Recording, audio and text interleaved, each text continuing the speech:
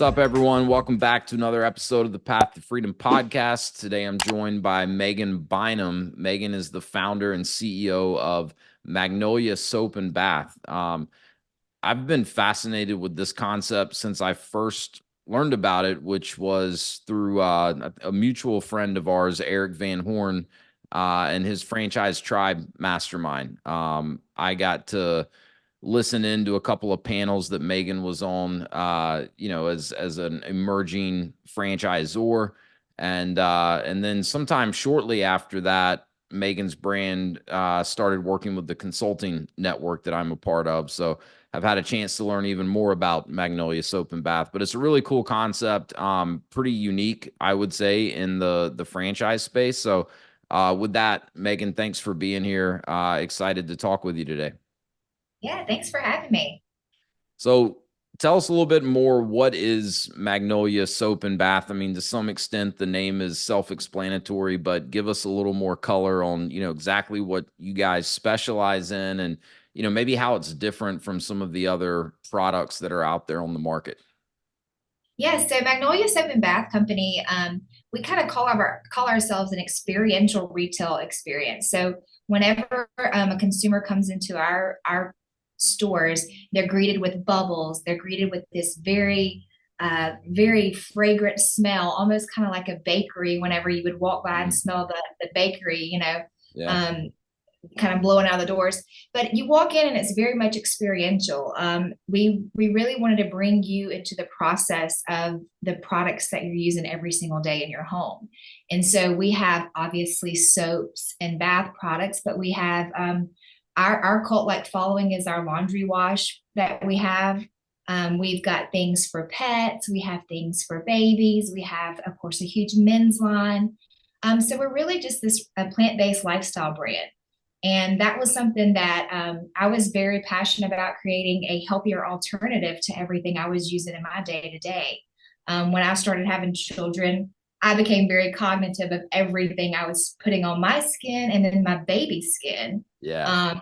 I mean, I was horrified when I read the back label of baby lotion, Yeah. thinking I'm putting, this newborn baby, I'm putting all this amazing products on her because she smells so good, but come to find out it's loaded with all these phthalates and chemicals and things that are just not great for babies.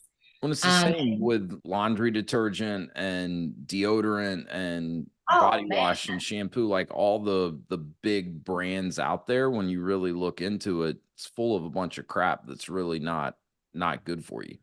that's exactly it. And that's where Magnolia soap was that was the concept that I founded it on, is that ingredient transparency is front and foremost. So even when you're walking into the stores, you're watching us make all of the products right there in front of you. And so again, that goes with the experiential side of it, but more so with the ingredients transparency. That's what I'm super passionate about, is Mm. I want to know all 10 ingredients that are in my deodorant, and I want to see that it's being poured right in front of me, and that none of the other garbage is going in there. And so that's kind of where Magnolia soap differentiates from any of the big box things that you may find on the shelves that you're used to, is that we're making it all right in front of you, completely transparent about everything that's going into it. Yeah, which is important because the other thing, because it's been the same kind of for my wife and I, like we've started paying a lot more attention to, the ingredients in our food, the products that are used in just kind of everyday items, like you've mentioned. And we started really looking at this as we started having kids, and it's really frustrating in a lot of instances for a number of reasons. One, it's just hard to find good, clean alternatives without spending ridiculous amounts of money on it. But also, like, what these companies can get away with their marketing. Like your example of the baby lotion, like guarantee you that bottle said gentle, somewhere on it, right? Like they know how to market it so that it sounds like it's perfectly fine and perfectly safe.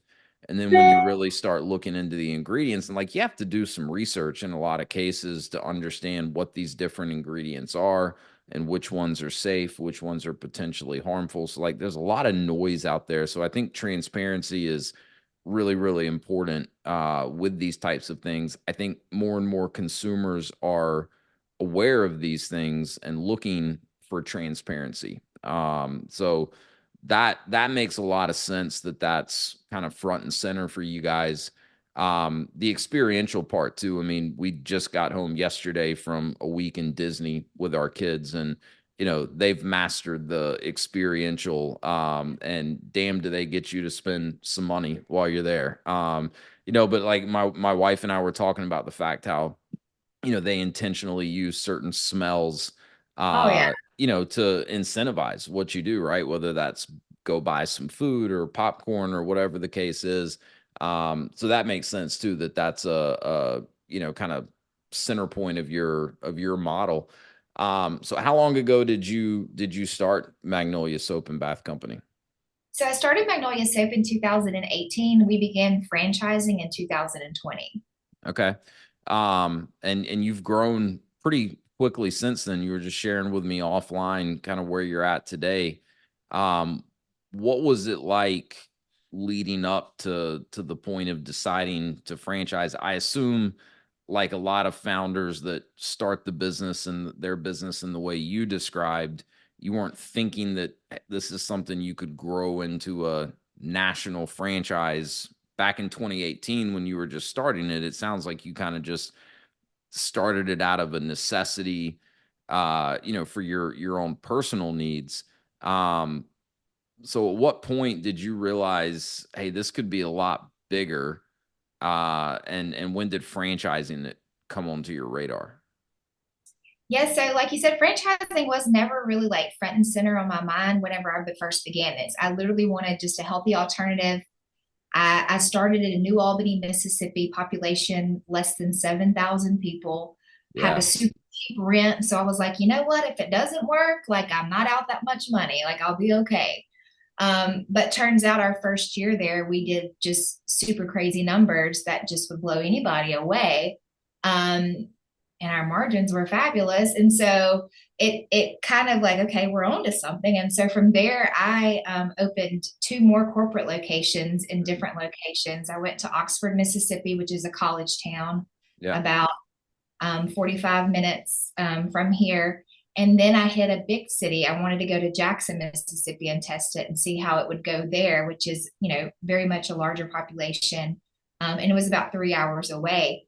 And it crushed it in those three corporate locations. And again, at this point, I'm still thinking like, okay, well, I can just keep, opening my own locations because they're doing so well. And they're, after one or two stores, you kind of get the gist of it. And it's super easy Yeah. to replicate and duplicate. So that was kind of what my thought process. Well, as I'm opening my third location in Jackson, Mississippi, I have this man that just keeps calling me and he's like, I've used your products for a very long time. I'd love to do this concept in Memphis.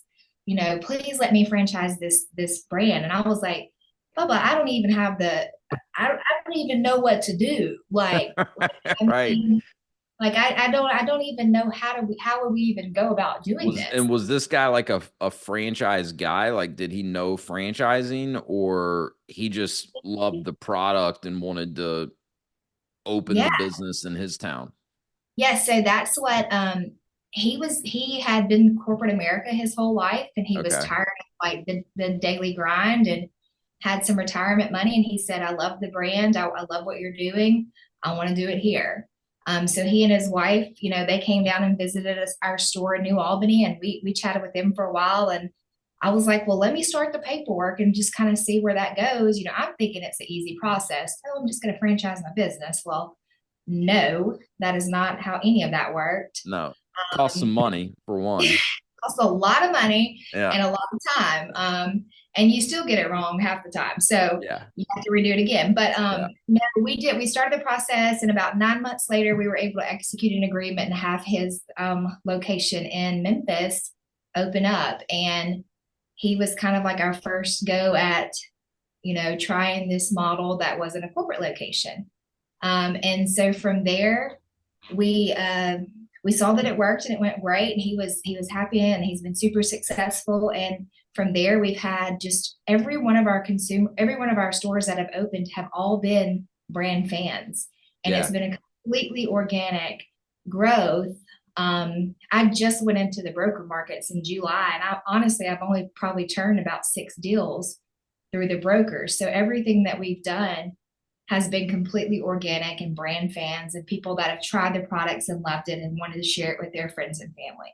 Yeah, and that makes a lot of sense to me. Like, I've been in franchising for a while. I used to, work for franchisors and do franchise sales, and like the brands I worked for were brands that you kind of needed the brokers and consultants because the type of franchisees we were looking for, it just wasn't the type of business that the right person was likely to see an ad for and be like, oh, that's the franchise for me. So we really needed to be able to get in front of these consultants, kind of educate them on, the business opportunity side of it so they could relay that to the right people that they were working with. But I've seen brands similar to yours that really lend themselves to that kind of organic growth model where it's such a good product and people try it, they love it, and they see that it could work in their market as well. And as a quick plug, when you guys did start working with our network, you were nice enough to send out some gift packages. So we got some samples. I haven't had a chance to visit one of your locations in person yet, but we got to sample some of the products. And the laundry detergent, it smells so good. And it was the type of thing, right? So like, we have probably going to embarrass myself by saying this. We have just like, one of the big brand laundry detergents on subscription from Amazon, right? So it shows up once a month, and I think it's supposed to be one of the cleaner ones, but I don't know. So we get yours, comes in this little tub, and we use it, and we're like, wow, that's so good. And so we use like half of it, and then we put it back on the shelf. We're like, we're gonna save this for later. And so we ran out, and for whatever reason, the subscription was running late. And just a couple of weeks ago, because our big container of it had run out, I dumped some of yours in the laundry, and my shirts came out smelling so good. And I told my wife, I was like, I bet we can set this up on subscription Oh, on 100%. Magnolia's I was just website. about to And say that. yeah, so forget whatever we're getting from Amazon. Like, this smells so good. I want to wash our clothes in this all the time. But and then you have like a dry shampoo that my wife tried, and so she's got like naturally curly hair, and sometimes she straightens it, and she's used these other dry shampoo products, and she's like, usually within a couple of hours it's kind of frizzing again. And she said with yours, several days without any, she's like, it's the best dry shampoo I've used. And she went and looked on the website, and I don't remember what it costs, but she was like, it's way cheaper than the, $200 shampoo I've been using. And I I was like, I had no idea there was $200 shampoo out there. Right? That was news to me. But anyways, and our kids, I think you sent some of the bath bombs or shower bombs, and our kids thought those were super cool. So we're fans of the products that we've tried, and it's definitely, good quality. And I think you list all of the ingredients right there on the website. So that transparency is there for sure.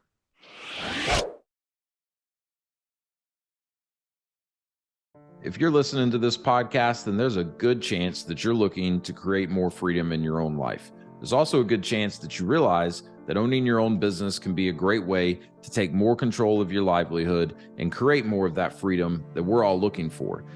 Also, if you've been listening to the show for a while, you realize that I specialize in franchise ownership. In addition to owning franchise businesses myself, I have a franchise consulting firm, Path to Freedom, where I help people navigate what is typically an overwhelming process of understanding franchising, identifying specific franchise companies that could be a fit, and then conducting the due diligence in a thorough and efficient manner with those franchise brands. My whole purpose here is to leverage my experience working for franchisors, owning franchises myself, and how we've been able to use that to create more freedom in our lives and help you determine if that could be a path that makes sense for you as well. So if any of this sounds interesting, if you've considered business ownership in the past, whether you've explored franchising specifically or not, I'd love to connect with you. I'd love to learn more about you and what it is that you're working towards in your life and determine if I may be in a position to help. A great starting point is the link below in the show notes, which will take you to a short form to fill out, and you'll receive a free copy of an ebook that I've put together, The 7 Steps to Freedom Through Franchise Ownership.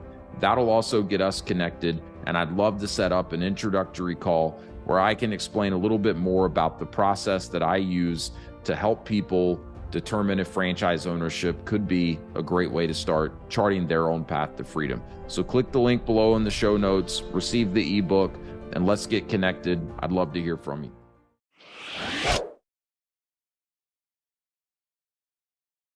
Yeah, that's again front and center of mind. And I know as a mother, my children, they're allergic to the dyes, they're allergic to all the smells. And so that's what really differentiates us, is that we're not using any of the dyes. So yes, our stuff is colorful, and yes, all of the products have all these vibrant, colors in there, but they're not, no dyes are present. I mean, I can't use dyes. My children would literally walk from head to toe.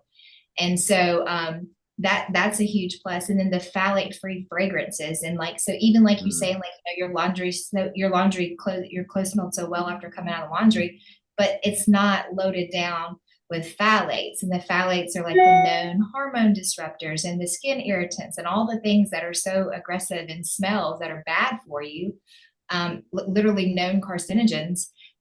We strip all of that out of our fragrances. So we're still able to have a very fragrant and something that smells amazing when it's on your skin and on your laundry, but it's not loaded with the chemicals like your commercial products are. Yeah. Well, I mean, like with your laundry detergent, it has much more of a distinct good smell than like with the other. And maybe it's just because we've been using the same thing for a while and I'm kind of used to it, but I don't even really notice, it doesn't smell bad. It doesn't smell like it's dirty still, but I don't really notice a scent very much. But so let me ask you this, like how difficult, because this is not your background, right?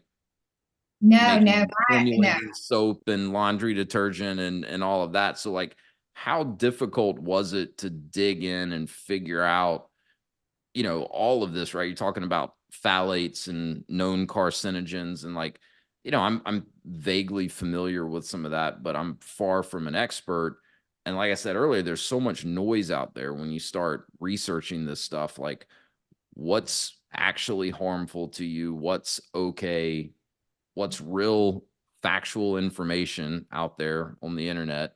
Like how long and how hard of a process was it to just sift through all of that and figure out not only like, okay, if we want to make a clean soap bar, this is the ingredients, but then how to actually source it, put it all together. Like, what did that process look like? Yeah. So, I mean, that was something that quickly became my passion. I guess once you have children, like that motherly instinct just goes into overdrive, and you just want to protect them in any way possible. So I already naturally just research everything. I mean, I'm not going to go to, a vacation without researching it thoroughly. I don't buy products off Amazon without almost reading every single review. So kind of research is naturally my thing. Like I'm going to find out, the good, bad, and the ugly about everything before I just, dove into it. But with this, it was definitely like it became my passion. And then obviously I'm protecting my babies and using it on my children. So it's just that that natural instinct took over. And I was just floored with, making sure that I was giving not only the safest, but the best quality out there. And that's one thing that we are super transparent in all of our ingredients, but we're not using just your average shea butter that you can receive, that anybody can get online and order.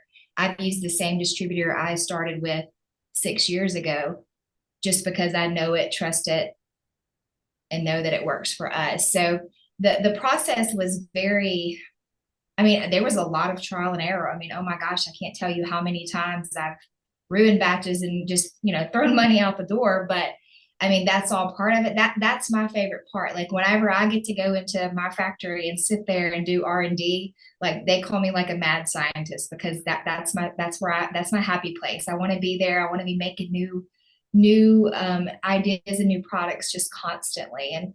And that's another thing that kind of keeps us, ahead of the competition, is that we're constantly bringing in new products and new. If I see a new need in our lifestyle that we're using a product that I don't have a plant-based version for, I'm going to create it and I'm going to find it and test it and figure it out until it's just perfect. So is that the key? Everything you're selling is plant-based, meaning no artificial ingredients. Correct. Correct. And Yeah. that's the big difference between Magnolia's product line and, I mean, we don't need to mention any specific brand names, but all the big brand names that we know, whether it's laundry detergent, deodorant, shampoo, etc. Correct. Um, and I assume it's a cost thing, right? For these big companies, they're not using all natural plant-based ingredients because they can make it for cheaper and in larger quantities with some of the artificial Well, and ingredients. just an example of how soap is made. If you were to get your big box soap off of the Walmart shelf, it's going to be made, in a huge factory. And what they've done is they started with the soap oils, but they've stripped it all the way down, added all these fillers in there, and then they kind of give you what's kind of called a bar of soap. And it's honestly, they don't even really call it soap, because most times there's very little soap actually in it. It's loaded with all these other fillers. When you're getting a Magnolia bar of soap, we literally take the olive oil, the coconut oil, the palm oil, and every bit of that remains intact to the entire process. And again, there's that ingredient transparency and also that experiential side of it. You can come in and watch us pump out the oil from our barrels that are already pre-made with my recipe. Pump out the oil, mix it with the fragrance, the mica, and the lye, and pour it into the molds, then cut it, and then literally hand the bar of soap to the consumer. So they're seeing that nothing is stripped out of that bar of soap. Those oils remain intact, and they're not ever, used. If you were the big box, what they do is they take those oils that are so good and pure and moisturizing, and they take them and put them in the luxury hand washes and the luxury body washes. And again, it's not present in that bar of soap anymore. So that's kind of the difference too in big box soap and Magnolia soap.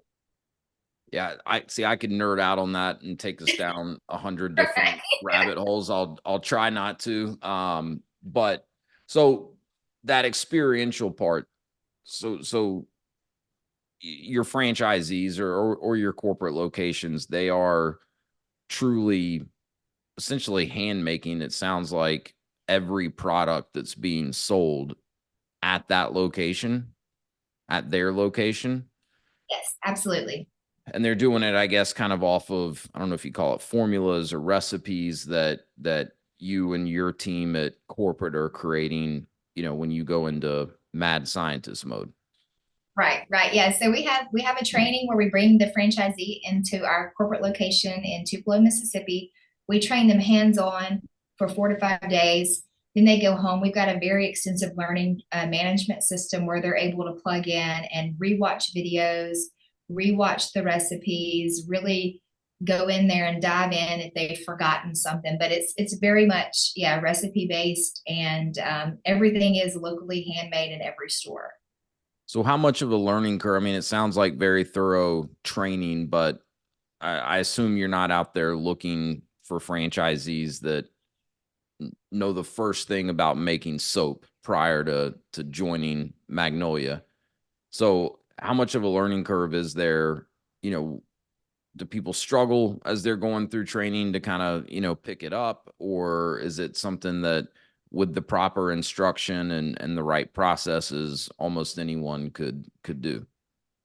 I'm going to tell you this. My 8 year old is in the store almost every single day, and she can make every single product. If you can follow a recipe, you can make any of our products. And so that's something, I mean, we've trained over 100 franchisees, and It's never something where they're like, I just can't get this. Like it doesn't work for me. It's literally if you can bake a cake, it's easier than baking a cake. Yeah. Um, Still might be tough for me. Baking, following recipes, never been my strong suit, but I'm probably the exception. So one, I want to, make sure we talk about the franchise opportunity itself, but one other thing I wanted to ask you about, because I've had this come up in talking about Magnolia to a potential franchisee. You mentioned staying ahead of the competition. um, what does the competitive landscape look like today? You don't have to mention brand names if you don't want to, but in terms of products that you would view as at least somewhat comparable to what you're offering. So not talking about the big brand name stuff that, we've already established is, full of crap and not clean and transparent with their ingredients. There has been a movement across most industries where more and more consumers are paying attention to these things and are looking for cleaner, healthier options, whether that's in their food, in what they're drinking, in things like you're selling. So I assume there's other companies out there at least trying to push out similar products. So what does that kind of look like from your point of view as we sit here today? Is there much in the way of direct competition, or is this still kind of blue ocean opportunity?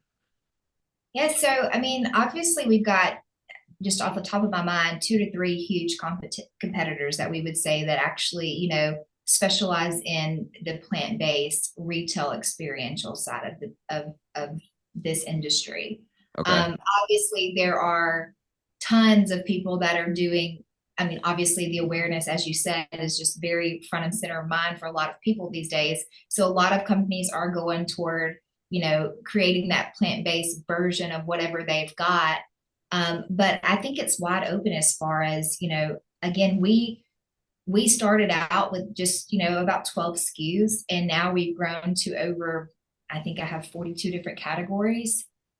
Just I have in your fact, website pulled up here, and at the top of the page it says 171 products. yeah, yeah. There, I mean, and the variations in every one of those categories is different too, because I can do all the different smells. So there's wide open. There's a lot of growth.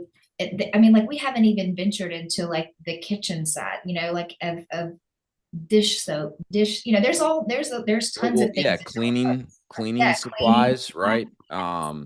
There's almost endless directions that you guys could continue to go down using that same kind of, ethos of clean, healthy alternatives, transparent, tied into the experiential, side of it. And for those of you listening, go check out the website. We'll make sure there's a link posted in the show notes. The products just like jump out and grab you. Like they're very aesthetically pleasing, bright colors. They look cool. And I never thought I would. And dye free, so they have no dyes. Right. So this is where I could nerd out and go down a rabbit hole and ask you 1,000 questions about how you get it to look so pretty without using any dyes. But yeah, I never thought I'd talk about a bar of soap looking cool, but you got one on here. It looks like Starry Night. It's pretty cool. Um, so I mean, is there any concern? Because you mentioned like some of the big brand names out there. Let's just use laundry detergent as an example. Is there any concern with, one of the big players in that space just saying, "Oh, okay, we see this kind of consumer movement to cleaner, healthier options," and then just kind of, leveraging their size to, dominate the market by rolling out their own version of that? I mean, we've seen that, and I mean the difference in that and us would be, again, it goes back to that experiential, and then also like the Yeah. sense of different smells that we offer, Yeah. where that consumer can, use vanity for this month, and then we have a refill program where they would bring it back into the store. We refill it for them for a discount, but then they can swap Oh. smells that month, the next month. So it's very much, again, bringing in and really tying in that personal experiential side to it that really differentiates us. And again, our product, I think, um, we're using the purest form of everything, even in our facial products. When you're getting a serum from a dermatologist and whoever that may be, I guarantee you the first ingredient is going to be water. And that's because that's the most active ingredient. Well, they take that really great product of, that may be working, and then they dilute it with water. So it's still in Mhm. there, but it's diluted. Well, when Yeah. you go grab our liquid gold facial serum, it is 100% all of the oils very much present in there. A little bit goes a long way because it is the purest oils, but we're not stripping all the things out to make it work for us in our pocketbooks. I mean, obviously we're there for, we're in business to make money, but we're still protecting the integrity of the recipe and the purpose behind it, and giving that consumer the best bang for their buck. The same way with the laundry soap, even laundry detergents are full of water. The main ingredient is going to be water. When you come into Magnolia soap, you're able to get just that pure powder, and there's nothing else added to it. Yeah, it is. It's a powder. It's not liquid where they can sneak a bunch of other stuff into it. And no, that explanation, and I think it all comes back to that experiential part of it. And these big corporations, it's number one, it's hard for them to pivot quickly, right? So even if they do, really start, moving down the path that you're already going on, and I'm sure some of them have, but it's going to take them longer. And it's also going to be very tough for them to have as many options, right? Because they've got to manufacture in such vast quantities. And like I think you called it the Regal program, where they can come and you'll refill it at a discount, but they can do a difference. Like that makes a ton of sense to me. Like I don't like buying the same. I use the same brand of body wash and shampoo, but I like to mix it up. Which kind of gets boring. I don't think anyone else could even tell that I'm using a different body wash, today than I did yesterday. But for me, I like to mix it up sometimes. So yeah, the experiential piece makes a ton of sense in terms of how you can differentiate yourselves. I think it's important for people to remember too. I have these types of conversations a lot with franchise buyers because they're always analyzing the competitive landscape in any business that they're investigating. Like you don't need your business to be, or your product to be attractive to every single person out there, right? You need, and this is where in a franchise, the franchisor can really help new franchisees, especially. You need to know who your target client is, what's going to speak to them, what's going to resonate to them, and you need to know how to get in front of them and how to communicate your message to them, right? And if you know that, you don't need everyone to be a customer. So the way you've got, and I'm not even talking from a pricing standpoint, but the way you've got Magnolia Soap and Bath Company branded, and the look and feel of the locations, it's kind of boutiquey, I would say, right? Like you've got it positioned as a higher end brand. I look at the prices and it doesn't seem all that expensive to me. I'm sure there's cheaper options out there, but you get what you pay for.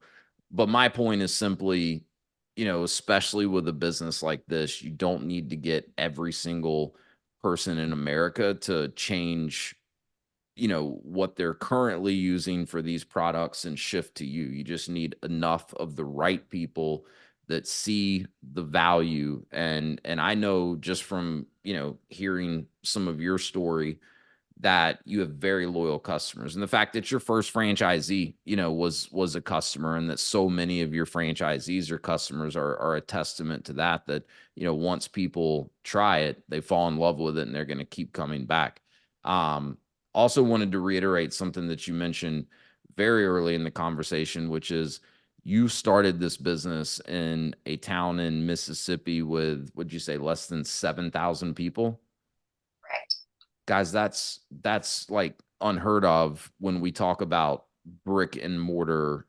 Like, if I were to do a territory check with, probably with the exception of Magnolia Soap and Bath, any other brick and mortar franchise, but probably almost any franchise that I work with for a town with a population of 7,000 people, they'd come back and tell me that the territory is not viable and they would have to expand out pretty dramatically, to get a large enough population uh to make up a viable territory. So I think that's a big testament as well. And a One of lot of our Yeah, one of our top producing stores for this year is in a population of 5,400 people no in way. and that's kind of something that when They we've don't gone, take baths in Alabama, do they? apparently they take a lot of Magnolia soap baths because I Dude, have been blown away by this franchisee. I mean, I will get on the phone with him and I'm like, what are you doing to get these people? Because he can flock consumers into that store. And it, like I said, where are they coming from? Because it's population maybe 5,400. they just had never taken a bath before he opened up. They're like, all right, maybe we'll try this. And they're like, wow, this is actually, my wife went to LSU, so we're LSU fans, and have a bone to pick with Alabama. But Yeah, y'all um hate each other for so sure. no, but I mean, that's such a cool story. So let's talk about that, kind of from the franchise owner perspective. Obviously this is a storefront model. You guys do have an e-commerce platform, right? So, and as I understand it, website sales are a pretty big part of the overall business. Can you kind of break down what that looks like for a franchisee? Like, what happens if someone in their, area maybe comes to them first, tries it, and then likes it, but opts for the more convenient, method of purchasing through the website? Yeah, so not only do we have our retail brick and mortar for the franchisee, but the franchisee's also given a microsite. And so that franchisee is able to, so if a consumer comes in and purchases, or even, friends and family, if he wants to post it on his social media, hey, go shop my website, they're able to, they've got three options on their microsite. So they can do a store pickup from the microsite, they can do DoorDash delivery, or they can order straight from e-com and they receive a 30% profit from the sale of that one. And that consumer is linked to that store for the rest of the year. So if they go shop at Christmas time or birthdays, whatever it may be, they are still able to receive the commissions from that sale on the microsite. 30% is pretty hefty. I mean, I've seen other franchises with an e-commerce component, and I don't think I've ever seen the franchisees get anywhere near 30%. I would venture to guess that, that's pretty close to what they would target as a net margin with a Right. customer walking in their door and buying something. But they're not even having to touch anything in the e-commerce scenario. So Yeah, I mean, I wanted to make it as friend. I mean, we're super franchisee based, and I yeah, wanted to make it as lucrative and even more, lucrative for them as a e-commerce side where they don't even have to touch it. Like you said, like let us handle all the work of packaging it and getting it to the consumer, but you still hit your net margins and you still get yeah, that proceeds that go towards your numbers. yeah, that's really cool. So on the brick and mortar side, we're not talking massive storefront here, relatively modest in terms of size. What's kind of your typical target from a square footage standpoint? Yeah, we go, our target is around 17 to 1900 square foot. I mean, we can go a little bit larger. We've seen, up to 2023 that's worked just fine. But yeah, we've got that smaller footprint. We can put everything into that 17 to 1900 square foot and rock and roll. Yeah. Which is attractive for a lot of reasons, right? Those types of spaces, it tends to be more of them available. Obviously, the rent tends to be, a little more reasonable, so a little less overhead. And you were sharing with me offline, you guys are kind of averaging really about 6 months from signing to opening, which obviously that can't be guaranteed. There's always variables that could, impact that one way or the other for an individual franchisee. But, I told you, compared to most of the other brick and mortar concepts I work with, that's really good. I'm hearing more like 9 to 12 months, with 9 months being pretty optimistic. Like a lot of things gotta go right. But a lot of those brands are bigger footprints, also more extensive build outs. From what I've seen of your locations, they look great on the inside, but it's not a ton of heavy lifting when it comes to like the build out of what needs to go in it. You don't have a bunch of equipment. I guess what is the equipment to actually make the products look like? How extensive is that setup? It's super, I mean, it's way easier than you think. And that's one of the concepts that I wanted to make sure that no matter how fast I grew, how many stores I had, I wanted to keep that footprint around the same, because our competition's opening stores at 3 times what we open a store at.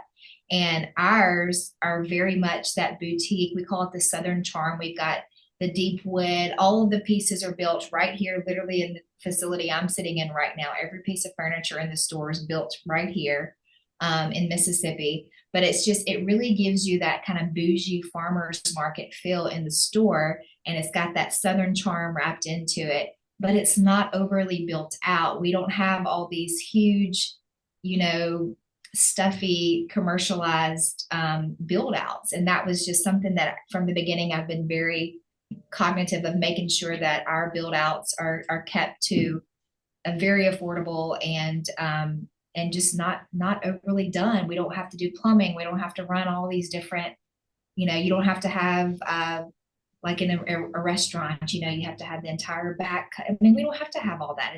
We can take a vanilla box, and that's how we're also able to open so quickly, is that, we can take a vanilla box and paint it, put the flooring down, and then put our fixtures out, and you're ready to rock and roll. So it's a very, very easy, low cost opening. And also we've got a very good real estate program that we have, our partner that we work with, Morrow Hill.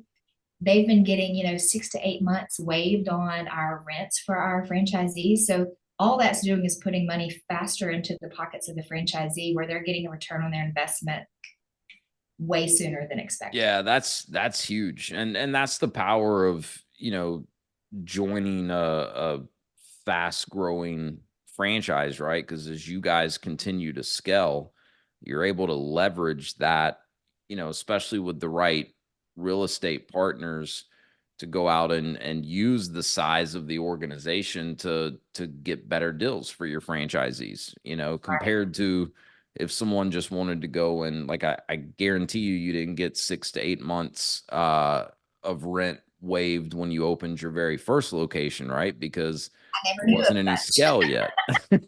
Right.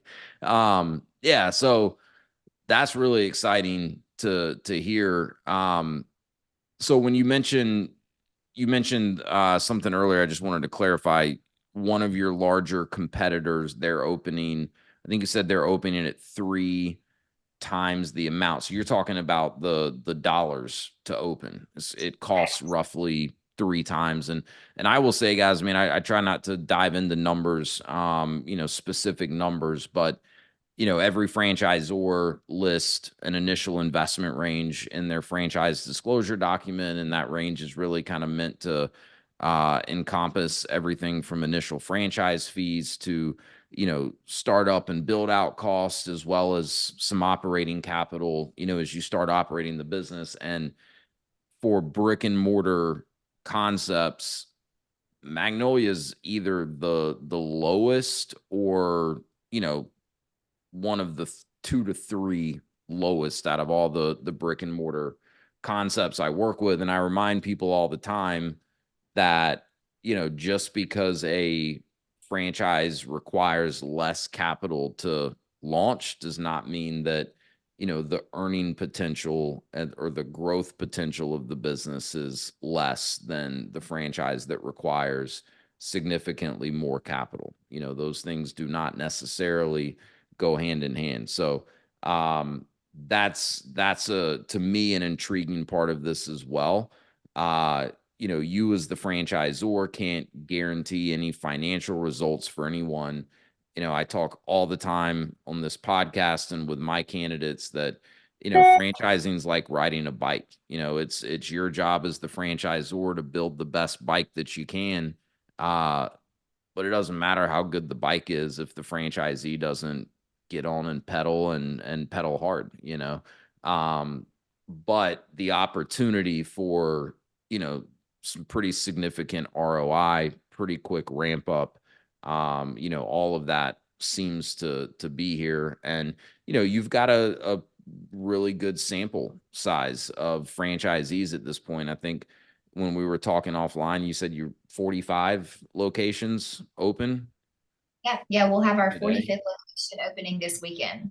Yeah, and another 16 or 18 in development just means they're somewhere in that process of getting open. Um, so that's good for someone, wanting to learn more about the brand because, they can, number one, you can publish data in your disclosure document based on what the existing franchisees have done in their business.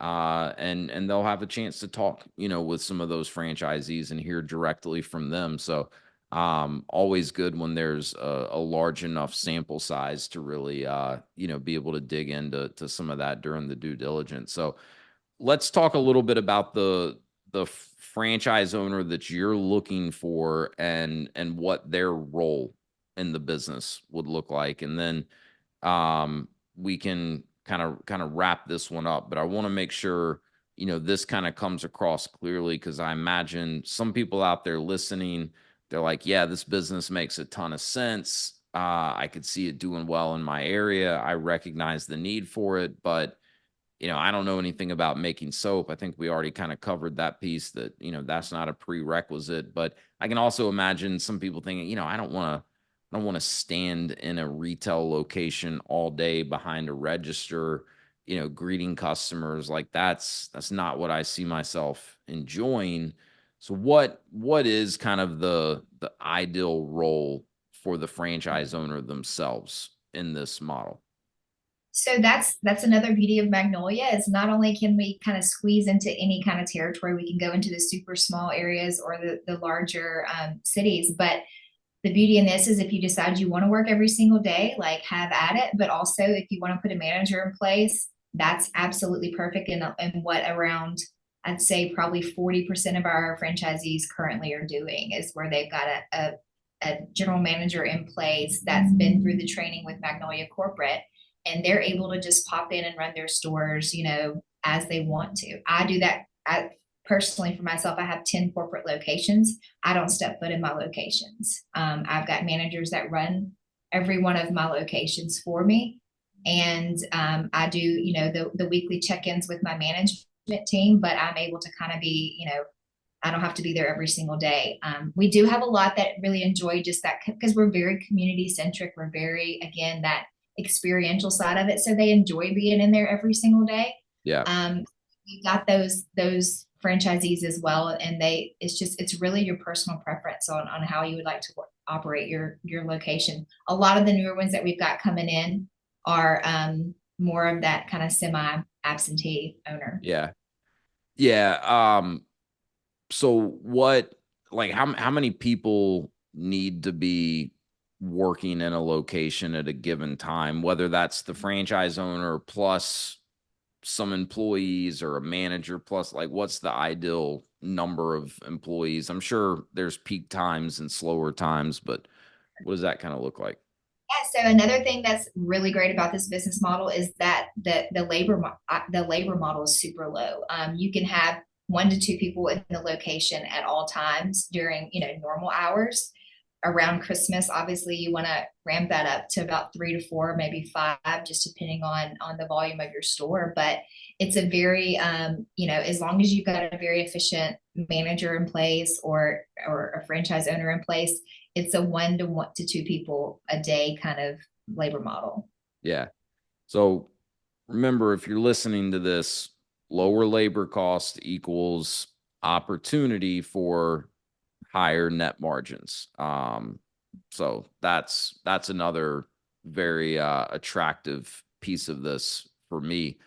Um, I imagine if the owner, opts to hire a manager, whether that's right out of the gate or after they've kind of worked in the location day in, day out themselves for a while, then their big role is, obviously oversight, right? Like you said, you've got, these 10 locations, you have regular check ins with your managers, looking at KPIs. That's going to be the case in any business. But, this to me feels like a very community centric business, right? And so, I see a really good use of the franchise owner's time being, just kind of being the face of the business in the community. I mean, this to me seems like the perfect type of business to, get involved with the local chamber of commerce, get involved with, um, I mean, all types of examples come to mind. I mean, I imagine home shows, vendor fairs, craft fairs, like just having a presence at these types of things and, letting people know what you are, what you do, who you're there to serve and how you're different from the other options out there. So is like from your perspective, is that what you would prefer to see your owners really spending a lot of their time on, especially once they're a little ways into the business and kind of established? Yeah, so some of the most successful locations that we've got that are performing the best are those owners that are super active in their community and what we call our Yeah, community ambassadors.